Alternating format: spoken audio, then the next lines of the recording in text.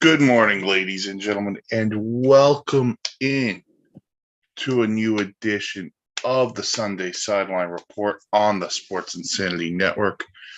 I'm Mike Rifkin, joined this morning by Mark Old Ops Guy Halpern. Mark, what's going on, dude? It's Sunday.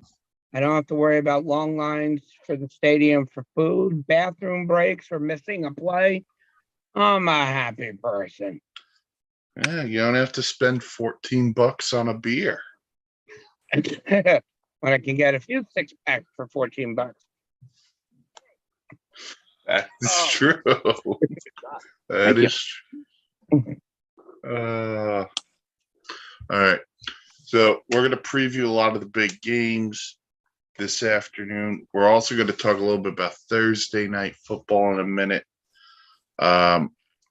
We also have some injury news that has been coming down over the past little bit. If we get any big inactives, we'll tell you about it.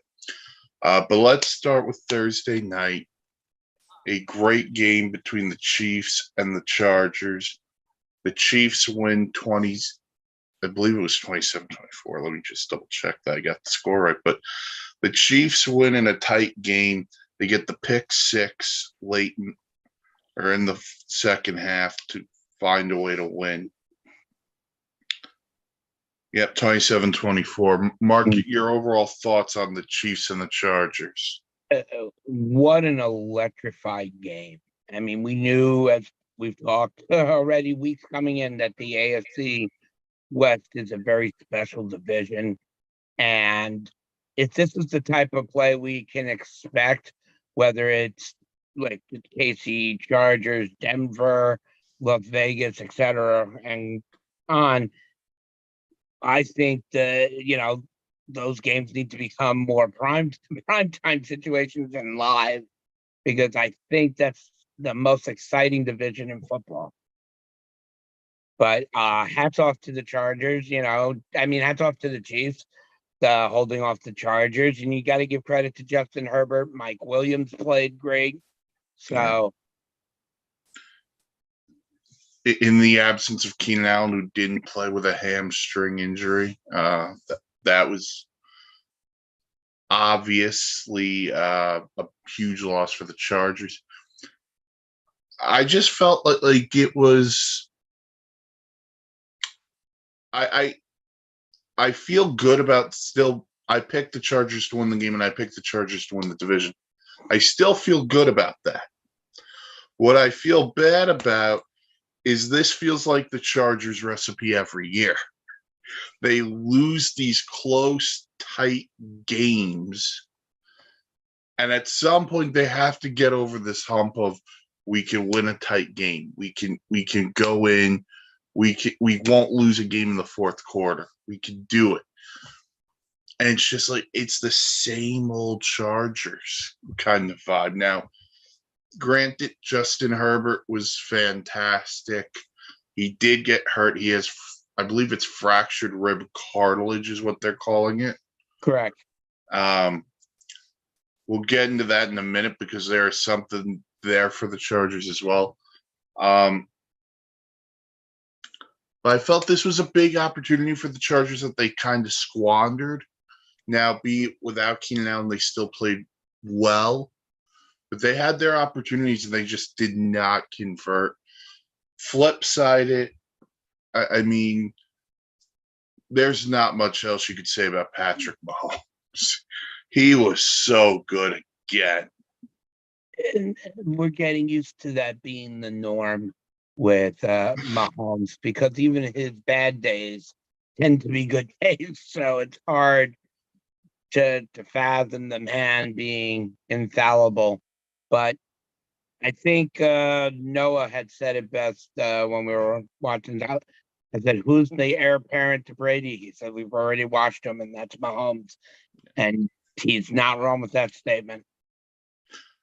I think we're looking at Mahomes and Josh Allen kind of in the way we viewed Brady and Manning, that rivalry. But, it has that kind of upside. They've already played in the playoffs twice. So But the Chiefs get a big win on Thursday night. They move to 2-0. They play the Colts next week, in which what could be a fascinating game. The Chargers will play the Jacksonville Jaguars. But to stick with the Chargers for a minute, I bring this up because it's a story that came out this morning. So the Chargers doctor who is overseeing Justin Herbert's injured rib is being sued for at least $5 million by Tyrod Taylor, who Justin Herbert took the job from. Interesting. He suffered a puncture lung, remember? Yeah. And they went to they were giving him an injection of something, and they wound up stabbing him in the lung, which led to Herbert starting. So very interesting dynamic there. You know, I can tell you from experience, the injury that Herbert sustained is very, very painful. I would pretty much figure they're going to have a flak jacket on him, give him that little bit of extra protection. But we'll see how he does. That's a tough injury to come right back on the field to play from. Yeah, Brandon Staley said we should know more by Wednesday. The Chargers have that long respite until they really have to get to work practice-wise. But you could tell how bad the injury was. There was that 3rd and 1 play where he had the yardage for a first down. He just scrambled, and he just pulled up and he threw it away. And then the next play, he throws an absolute dime. But wishing the best for Justin Herbert. All right. Talking injured quarterbacks for a minute, because we have to go here, Mark. Yeah. Your boy, Dak, underwent thumb surgery. The original prognosis was 6 to 8 weeks. Then Jerry was on the radio in Dallas and said, we may be able to keep him from that. Maybe it's less time. They're not putting him on injured reserve, which would mean he'd have to miss minimum 4 games. So your thoughts there, Mark? Well, losing your star quarterback and on any team is frustrating, and you kind of want to make you just want to give up. This wasn't an injury that Dak was overdoing, trying to do something. No, it was doing what every quarterback does, threw the ball forward and its hand connected on a defensive lineman's helmet, snapped the thumb cleanly. Here's the problem, and I've said this going back to last year. Cooper Rush is not the backup quarterback that Dallas needs right now. The Minnesota game he played in last year was an amazing game. It's still early in the season, so basically Jerry is saying, well, we can get Dak back early. We're not going to put him on the pup reserve. If Dak Prescott is back before week 7, then forget it. He has to be out 6 weeks. What the Dallas Cowboys have to do is trade now. Go get Jimmy G out of San Francisco. I never thought I'd say those words.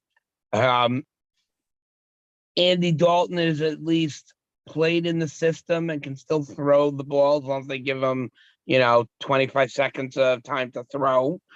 And then, there's a bunch of other names, and the one I'm intrigued by is Gardner Minshew, who had a couple of good years with the Jaguars and was seeming to be the quarterback they wanted, but then fizzled into nothing.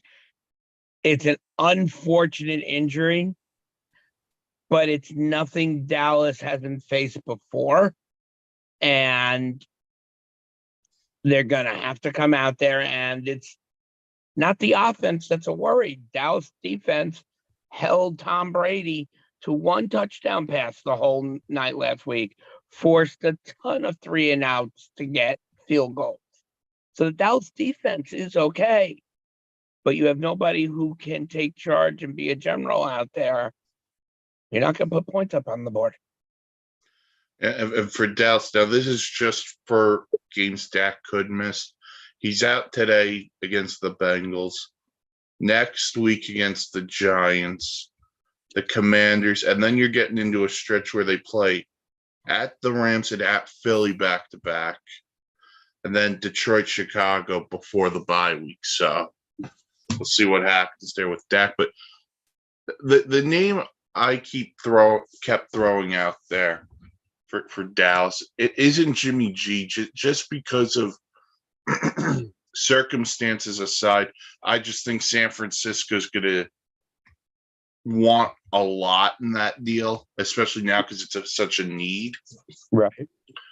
The two names I threw out there, mainly to have fun at certain people's expense. One, I said Drew Lock. I mean, if Geno's going to keep being the guy in Seattle, I mean, it's worth. Drew Lock was a potential first round guy at one point. Potential lock. I don't know if that'll work. The other guy's Mason Rudolph in Pittsburgh.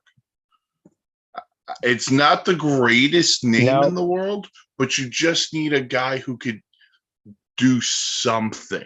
Mm-hmm. And it's not a knock on Cooper Rush, but who knows what Cooper Rush is? But this is the fault of one person. And it's Jerry Jones, his own fault. Because every team, the most important position in football might be the backup quarterback. Mm-hmm. Just because of the fact of they'll know the offense in case the starter goes down. And they're also the most popular guy probably if the quarterback stinks. But you look at what Dallas had, I think coming into the year, they've spent some of this now with Jay Spears. So they came in with almost $20 million in cap space. So there's no reason that they couldn't go bring back Andy Dalton. There was no reason they couldn't bring in a legitimate backup quarterback. And that's just where you lose me here, because you mentioned it. Gardner Minshew's in Philly. So if Jalen Hurts isn't good or gets hurt, Gardner Minshew's a viable backup. May not be the greatest name in the world, but he's a viable backup. The Dolphins signed Teddy Bridgewater in case something happens to Tua. That's a great backup. Andy Dalton went to New Orleans in case Jameis couldn't work out. Washington has Taylor Heineke. Arizona's got Colt McCoy. They've got to find this out, because I hate saying it so early in the season, but the Cowboys have put themselves behind the eight ball here, not just because they lost to the Bucs last week, but now you're without your quarterback. And let's face it, the receivers aren't great outside of CD Lamb, so he's going to need some help. The offensive line's banged up. And this is just full holding penalties. Yeah, which, by the way, that was their problem last year too. Yep. And I just wonder, in this period without Dak, and I'm not saying this before, funny, I wonder about Mike McCarthy right now. But like, if they get blown out today and they lose back-to-back home games to open up the year, I don't think Jerry Jones is going to take kindly to that.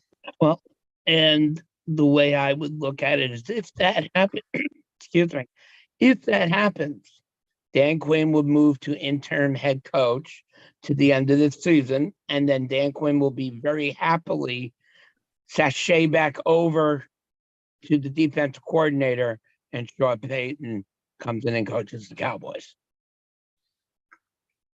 That's true. That's probably the guy who would do. I mean, Mike McCarthy did say earlier this week on Kellen Moore, he needs to be smarter in his play calling. So we'll see how that works in that dynamic. But boy, It's week 2. We've already got drama in Dallas.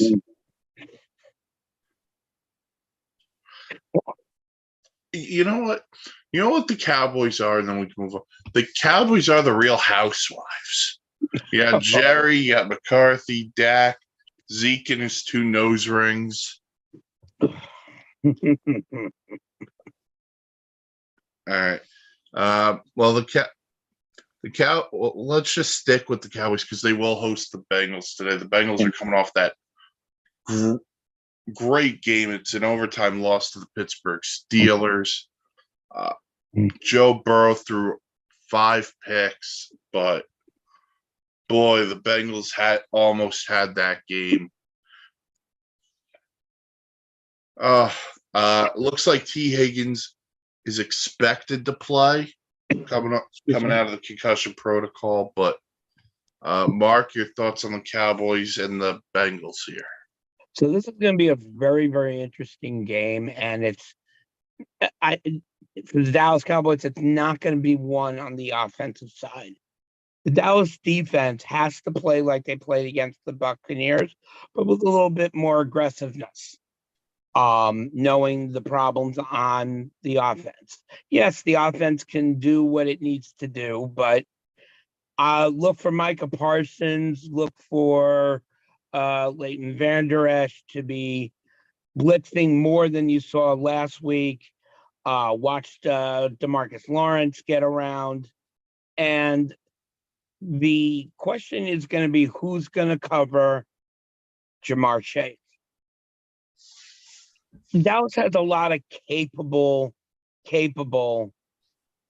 cornerbacks, but if you look at all of them on when it says you're going to see Trayvon Diggs covering Jamar Chase. That is going to be a featured matchup today, and I think it's going to be a very, very exciting one until somebody has a slapping fight and really solve that. Dallas's key to win the game, besides being defense, is they must have Zeke Elliott and Tony Pollard in the backfield, using them as split attacks for counters and for corners. See, for me, I look at a guy like Joe Mixon because I felt the key for Tampa last week was how Fournette ran the ball, and that was a big issue. Cincinnati revamped that O-line this offseason, including getting former Cowboy La'el Collins. That's something I would watch, how the Cowboys stop the run here. Well, but if they have that 3-headed monster, Cincy, if Boyd, Higgins, and Chase is going to play, boy, you're going to have your hands full on that one. And you're not wrong, but you can't compare Joe Mixon to Leonard Fournette. Leonard Fournette is a tractor trailer trying to be tackled. Joe Mixon is not built and as strong, but is a little bit quicker on his feet, getting in and out of the hold. I think Dallas will fare better with Joe Mixon than they did with Fournette because of the strength and power inabilities of Mixon. So here's a tweet from ESPN Stats and Info. The Patriots, Packers, and Cowboys each head into today's action, hoping to avoid their first 0-2 start in over a decade. The Patriots haven't started 0-2 since 2001. They won the Super Bowl that year. Mm-hmm. The Packers since 2006, and the Cowboys since 2010. Those are the 3 longest active streaks in the NFL. Always nice to have the Cowboys up there mentioned. Well, we know why the other 2 are there, but the Cowboys one, a little interesting. So, all right, so you got the Cowboys and the Bengals. Your gut feeling tells you the Cowboys win, or the Cowboys pull out a win, and I mean not a blowout. I'd say there's a lot of forced errors on Cincinnati's side. Dallas wins 24-14. I'm going other direction. Didn't doubt that. All right. Um, Speaking of New England, they're going to Pittsburgh today. Look to avoid 0-2. Start the Steelers. Look to start 2-0. The weird part about this one, it's the first time in a long time it won't be Brady versus Roethlisberger, Mhm. and neither one's on each side. Oh, but two great coaches there with the Steelers and the Pats with Belichick and Mike Tomlin. All right. Speaking of Brady, we got the Bucks and the Saints as well this afternoon. Tom Brady in his career as a Buck, 0-4 in the regular season against the New Orleans Saints. But that's facing Breeze, not Crabby Legs. You say that, but man, Jameis still has a bone to pick, man. You got to dig some more meat out, yes. Listen, you take the guy number 1 overall, then he's gone. He's gonna have something there. We also saw the return of Michael Thomas last week, 2 touchdowns. That's big for this offense. To give them not only you can't put Michael Thomas back as top receiver in the league after one game. From what I saw, it was the old Mike Thomas making catches, sprinting out. We'll see how he does today against a much tougher defense. But it was a nice showing from Thomas, and hopefully he can get back to the elite status that he was. Yes, and also for new Saints receiver Jarvis Landry went over 100 yards in that game. Alvin Kamara, I believe, is a game-time decision. He has a rib issue.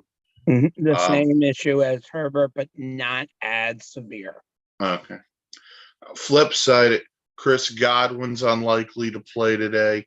Donovan Smith's unlikely to play today for the Bucks. Julio Jones is a game-time decision. The Bucks are the walking wounded going in here, but I feel like this is actually a must-win game for the Bucks. It has to be. Because Tom Brady has never beaten the Saints as a Buck. This is the only team in the NFC South they have to worry themselves about, because I'll be honest with you, Atlanta blew that game last week to the Saints, and they're not that good. Carolina, I just don't trust.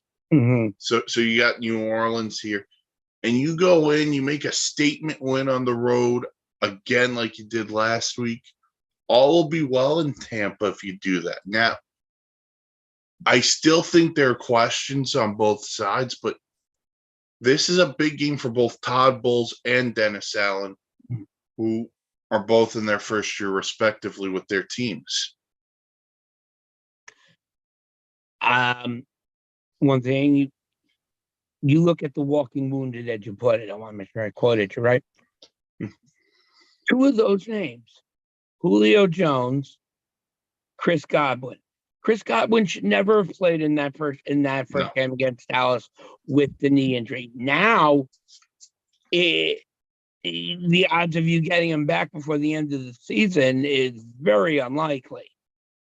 Julio Jones getting injured doesn't surprise me. It's something he's been good at over the last few years. Tom Brady, yes, can throw to any person on the field, no matter where they are. The question is, can they catch it? And right now, Brady only has, in my eyes, 2 legitimate receivers, one being Mike Evans and the other being tight end Cameron Brate. Yeah, Evans will play today, even though there was some. Mike Evans versus Marshawn Lattimore has to be the best one-on-one rivalry currently in the NFL. It's that good. But you're right. Godwin will be out today. It's a hamstring, not his knee. So, but you got New Orleans. This is for Tampa. You got New Orleans today, and then back to back you get Green Bay and Kansas City. So you're going to need Chris Godwin in those games. Then they play Atlanta, at Pittsburgh, at Carolina, Baltimore, the Rams, and the Seahawks before their bye week. That's a pretty tough run. It's a very tough run.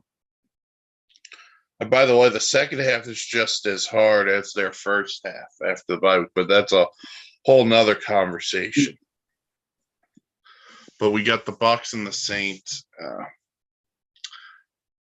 I think the Bucs need the win. I think the Bucs find a way to get the win.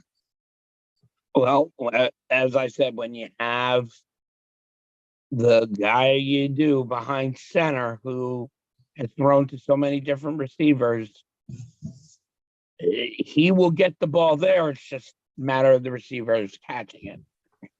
Yeah. All right. We move forward into the AFC now, where we have two 1-0 teams who will go at it in Baltimore. And I'm saying this, one is a homer, but two, because it should be a fun game. We got the Ravens hosting the Dolphins. The Ravens, they beat up the Jets pretty good last week, and the Dolphins beat up the Patriots, especially on defense. But I look forward to this for one reason.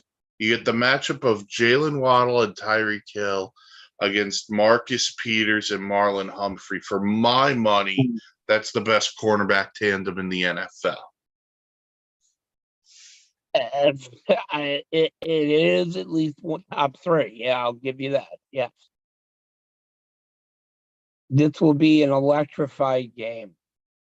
And Tua's ability or inability to throw 40 yards or more will be tested today, because this is the time for Tyreek Hill and Jalen Waddle to start running some fly patterns and getting that middle of the field open. Let them draw double teams. You get Psyche in the middle. You can use Cameron. You can use both running backs to do that. But prove you can throw it that far, even if the ball goes incomplete. Prove you can do it there, and they'll take you a little more light to do it and give you maybe that extra yard off the line so they can keep up. It was one thing they did a little bit of last week. They did push the ball up the field. I think the other part of this is you got to use Mike Gesicki a little bit more. I think that opens up everything down the field for Waddle and Tyreek Hill, except for that 4th and 7 call to Waddle last week. Mike McDaniel, that was beautiful, man.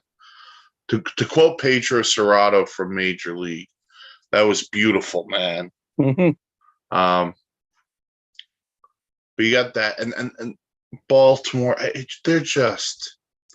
I think they are the one team in the AFC a lot of people are sleeping on. You talk a lot about the Bills. You talk a lot about the Chiefs. Realistically, everyone in the West, except for Nathaniel Hackett, who tries a 64-year field. I'm going to digress on Nathaniel Hackett. You better be Houston today, Nathaniel. You better. And that team kind of lower, and you talk about Cincinnati because they went to the Super Bowl last year. Baltimore is like, you know what? If we're healthy, we could be just as good as these other teams. And Lamar last week, that, you know what? People want to criticize me throwing the ball down the field. He threw a dime to Rashad Bateman for a long touchdown. That has always been my complaint about Lamar Jackson, is his inability to throw the ball. And then when they traded Hollywood Brown to Arizona, I was like, are they tipping their hand to saying, hey, look, we don't need to have $50 million receivers because we don't have a quarterback who can do it. I was glad to be proven wrong. that he threw for 3 touchdowns last week. But his ability to run the ball, whether it's on a QB draw or a broken play, you go back to the likes of Randall Cunningham and Michael Vick, because it is unreal to watch him when he gets going. And it's fun. He's a freight train. He is a freight train. And he's so good. Now, the contract stuff, he's not answering any more questions about it. They couldn't come to a deal yet. But look, if he plays like this, like he did last week, they'll get something really good done for Lamar Jackson. And I think they will anyway. Well, yeah. Yeah, No matter what happens, let's say they're even in Fury's walking, they can just place the franchise tag on him and hold him there longer to make the finish that contract. And the one thing about the franchise tag is they seemed willing to work with him throughout this process. I think the biggest thing I heard was him representing himself, not having an agent there was kind of the big thing. I'll say this. The Ravens are likely to get this done because they want to get this done. Remember when Washington franchised Kirk Cousins back-to-back years? They never wanted to sign Kirk Cousins long-term. They never wanted to do that. They just kept franchise, and then we're done. And Washington's still looking for a quarterback. So to quote the great Kirk Cousins, you like that? The funniest joke and everything. Yeah, you got to look for jokes. We'll talk more about Cousins and the Vikings in a few minutes, as they'll be a part of a Monday night doubleheader, which could be a really cool game. Back to today, 2 teams who lost last week will play this week. You have the Cardinals going to the Raiders. The Cardinals laid an egg against the Chiefs. The Raiders lost to the Chargers. Mark, who needs this win more? It would have to be the Las Vegas Raiders. They cannot afford to start the season 0-2, especially, as we said, that dynamic division. They have to keep pace. Now, if they were 1-0, that would be a different story. But falling behind even a game to 2 games to teams like Denver, KC, it can't be an option. So look for a very big day out of Devontae Adams. Derek Carr will use Darren Waller correctly. And the underdog pick for me on watch Josh Jacobs go for 100 yards and a touchdown today. And also watch Chandler Jones, because it's a Chandler Jones revenge game against the Cardinals. I agree with you. I think the Raiders need to win more, but I'll make the argument for the Cardinals because of this. And if you listen to last week's Wishbone Shotgun podcast, cheap plug, you'll understand where I'm coming from. Last year, we touted the Cardinals when they were 7-0. They're good. They're really good. Let's see where they go. Then they lose to Green Bay. Okay, things happen. And then they slip. They lose 4 of their last 6 or 5 of their last 6, whatever it was. And the excuse was, well, they didn't have DeAndre Hopkins. Okay, fair. Then they get blown out by the Rams in the playoffs. Well, Kyler was hurt. They didn't have Hopkins. Fair. Then this offseason, and this is where I blame the Cardinals, you gave your unproven head coach, Clifford the Big Red Bird, a contract extension. You gave your unproven quarterback a contract extension. Now, I'm not saying you were wrong in giving Kyler Murray a contract extension, but here's my thing. At some point, you have to earn it. And yeah, he was the front runner for MVP last year for the first 7-8 weeks. I will not deny that. But the way he fell off last year would have made me say, you know what? I can't give him this contract just yet. That would be me. But because you committed to Kingsbury already, you have to commit to Kyler, Yeah, well, which that was, means yeah, go ahead. no, just agreeing with you on that. Oh. You're going to sign your coach that extension, and that's who he wants. That's who you got to give him. And it brings me to this. I viewed last week for the Cardinals, I viewed it a big game. You're playing the Chiefs. It's an important game. Give me 1 second here. But it's a big game, and you laid a flat egg. You laid a flat egg against the Chiefs. Give me 1 second. I'm finding a quote from Kingsbury from last week where he said, "They beat us in every way. There's no denying it. There's no hiding from it. We didn't execute in any phase, and they played at a high level." Massive issue with that. You're not running from it, fine. You're not hiding from it, fine. They played at a high level. They're the Kansas City freaking Chiefs. They've been in the AFC Championship game the last 4 years. Mm-hmm. Of course, they're going to play at a high level. Patrick Mahomes is still the best quarterback in football. People of Buffalo, don't kill the messenger. Josh Allen has to beat him in the playoffs before he takes that moniker. Mm-hmm. Your job as the head coach is to get your team ready. And you were down 23-7 at halftime. Mm-hmm. And I get it. Andy Reid's a Hall of Fame head coach and the greatest man who may have ever lived because he loves hamburgers. But why the heck would the Cardinals organization give you a contract extension if you can never, ever win a big game? Right. When is the last big game Cliff Kingsbury won for the Cardinals? He never won one in college. I'll tell you that. It's frustrating because we could say, oh, well, they don't have DeAndre Hopkins. Well, guess what, guys? They're not going to have DeAndre Hopkins until after week 6. And you go out, you get Hollywood Brown. Don't care. It's not DeAndre Hopkins. At some point, the Arizona Cardinals will have to win a big game. Mm-hmm.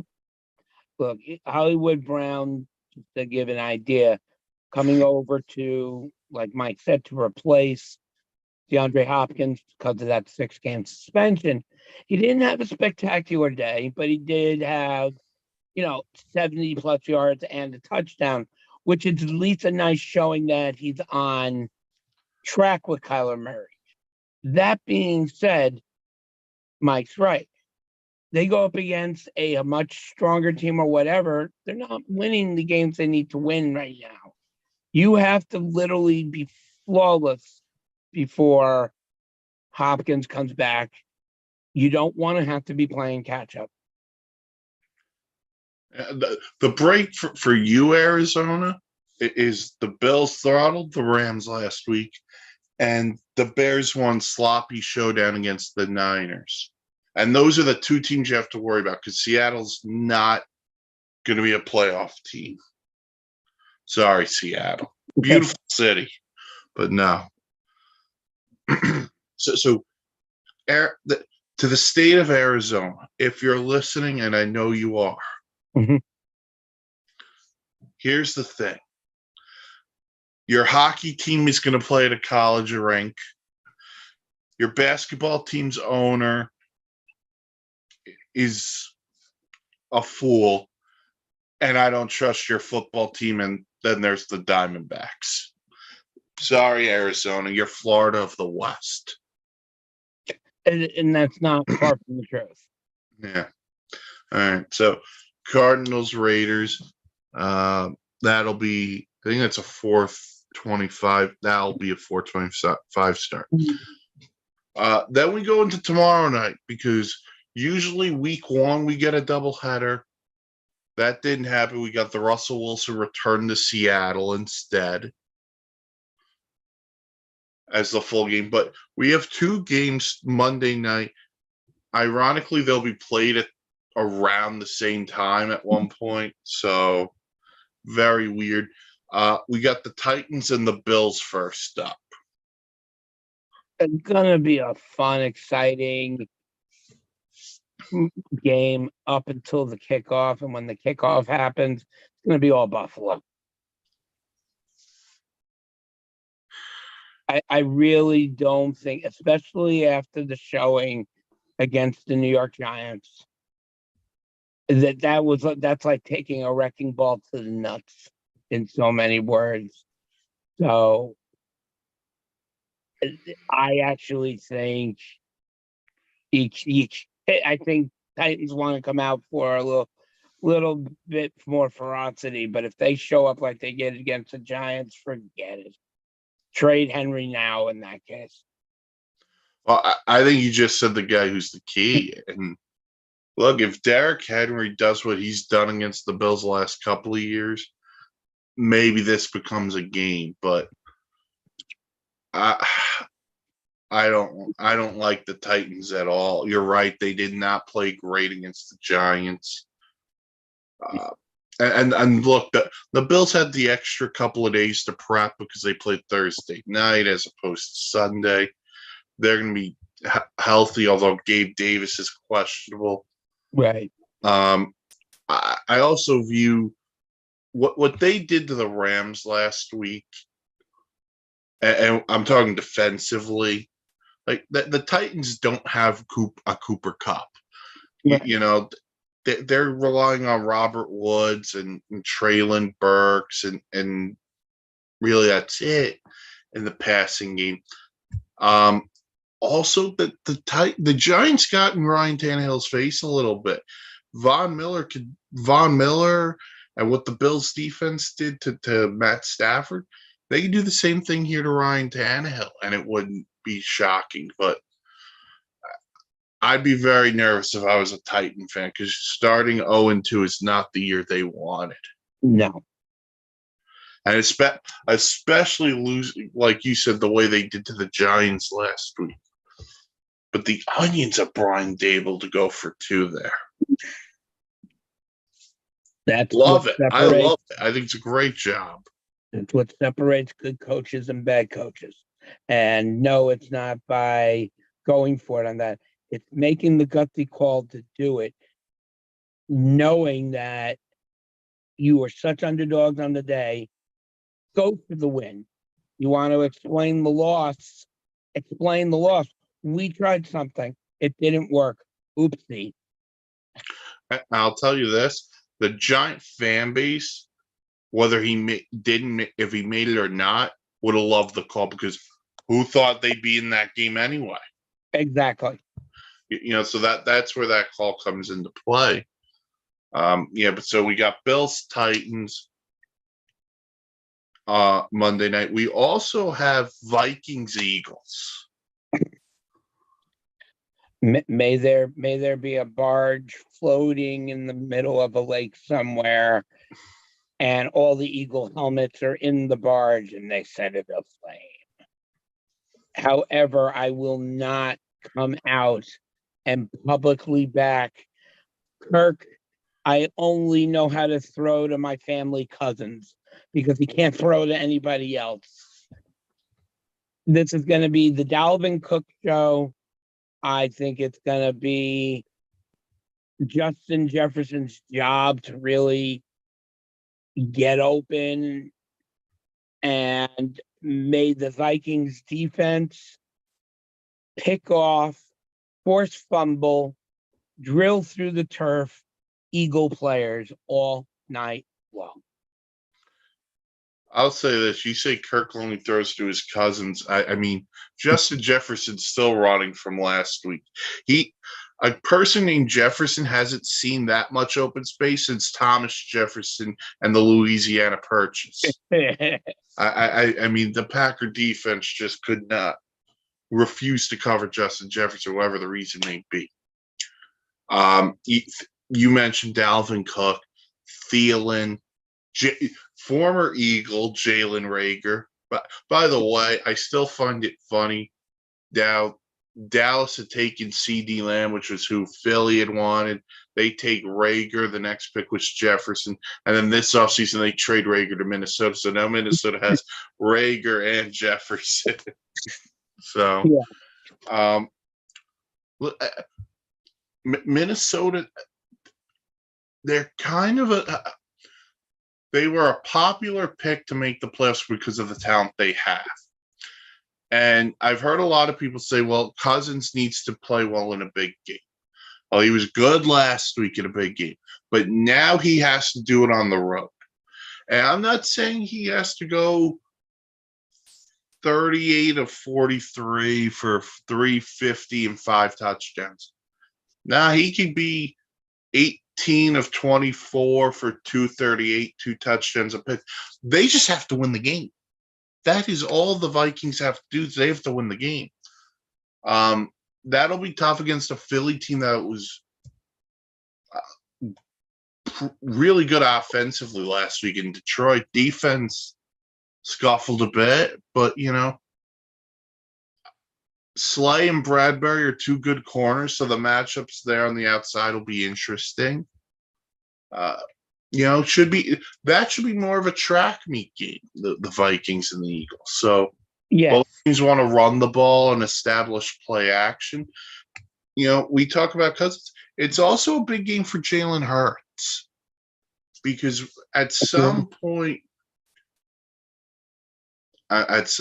we talk about Hurts and the pressure's on him because they got A.J. Brown. They have Devontae Smith. They have a pretty good defense. The other side of that is just if he plays well, you know who your guy is going forward. And if he's not that guy, well, you're going to have to go find someone else. Mm-hmm. The irony would be if they went and got Kirk Cousins. But, I mean that is that. So you had a doubleheader on Monday night. Tonight you have Packers Bears. It's the Sunday night game. I get the rivalry part. Just stop making that the Sunday night game every year. That and Cowboys Giants. Those games do not have to be prime time every year. Yes, they do, because everybody knows they watch the Cowboys Giants more than they watch the friggin' Cheeseheads. Listen, I'm saying this. All I'm hoping for on the Sunday night broadcast is that Chris Collinsworth sounds better than he did last week. Yeah, that was a little bit nerve-wracking, but if you hear my voice today, there is a bad cold going around, so maybe he had the coldies. Yeah. All right. Is there any other game you wanted to hit on before we do some rapid fire stuff? No, quickly, the New York Giants. Yeah. Here comes the case. If Barkley has another amazing game, and when I say amazing, anything over 100 yards for him, I consider amazing since his last 2 years. Yes, the Giants are 1-0, but let's play realistically. They're going to be towards the bottom halfway through. If Barkley has picked it up, if you're the Giants, you trade him for whatever you can now. Oh, if he goes over 100 today, you know what? I'm very tempted on maybe using his option, the 5th year on. Mm-hmm. But if there's an offer that I can't refuse out there, I would definitely consider moving him. Okay. Now, for me, an offer I can't refuse.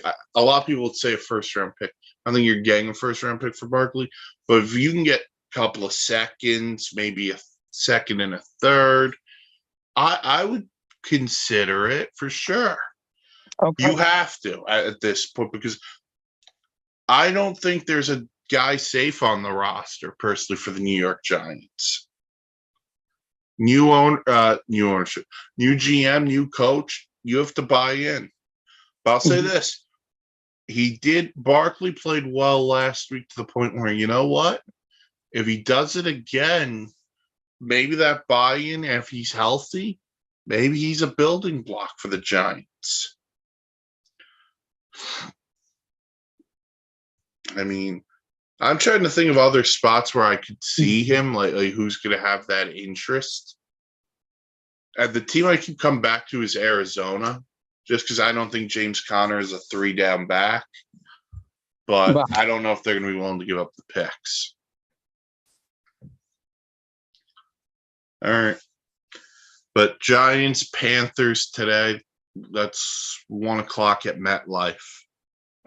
By the way, the story of two similar running backs, because Barkley and McCaffrey both injured the last couple of years. Difference was McCaffrey got paid, and Barkley's waiting to get paid. All right. On to some rapid fire. Which rookie head coach had the most impressive week 1? I'm saying Todd Bowles. Okay. Okay. The way he came, well, once Dak Prescott was done, he knew he had it in the bag, but he still controlled him up until he was out. So hats off to Todd Bowles on a very well coached game. Yeah. I was very tempted to side Brian Dable because he went for 2 in that situation. But I'm going to go Kevin O'Connell to make that statement at home against the Green Bay Packers. That to me, that's the most impressive for me. All right. Kind of something we alluded to earlier, but which 0-1 team cannot afford to go 0-2? Since we already talked about a couple, I'm going to pick a complete different one going into it right now. I'm going to say the New York Jets. And with the talent they have on that team, yes, we know they're missing Zach Wilson. Yes, I have no idea why they're starting Joe Flacco today. I don't think Joe Flacco knows why either. The Jets in the offseason built up a great team, and it's only going to be a matter of weeks, not long, weeks before Zach Wilson comes back and we see what that team truly can do. But again, in the case of the Las Vegas Raiders, falling 0-2 into a division that is going to be very important to stay close is going to be tough to come back from. Yeah. Listen, I had my rant on the Cardinals earlier, and that would be my answer. I'm going to flip it a little bit. I'm going to say the Niners. And here's why I'm going to say the Niners. 1, it's a divisional home game against Seattle. Can't lose it. But 2, if you lose this game, what happens with Trey Lance? That's the question. Are you going to if you lose this game, are we going to hear Tuesday or Wednesday Jimmy G's the starter? Is Trey Lance possibly going to get pulled today? I don't know. See, last week was kind of unfair to Trey Lance. I agree. He played in the Monsoon Bowl, and he lost. I'd say the clock starts today. You know the field you're playing on is an even team field. You can't put up numbers this week or next week. Then, yeah, you have to start figuring, well, we haven't let him go yet. Let's bring him back in. Yeah, so I think that I think the Niners are the one team here. Look, and we're in agreement. I think the Cardinals could also use big win. I just don't think they'll get it. I think the Niners are going to have a big day. That's my gut feeling here is home opener.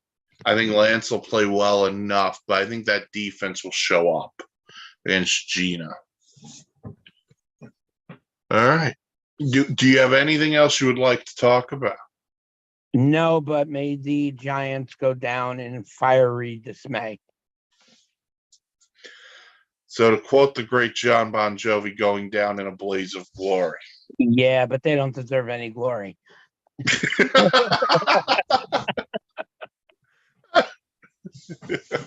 All right. Shots fired at the New York Giants. Oh my. All right.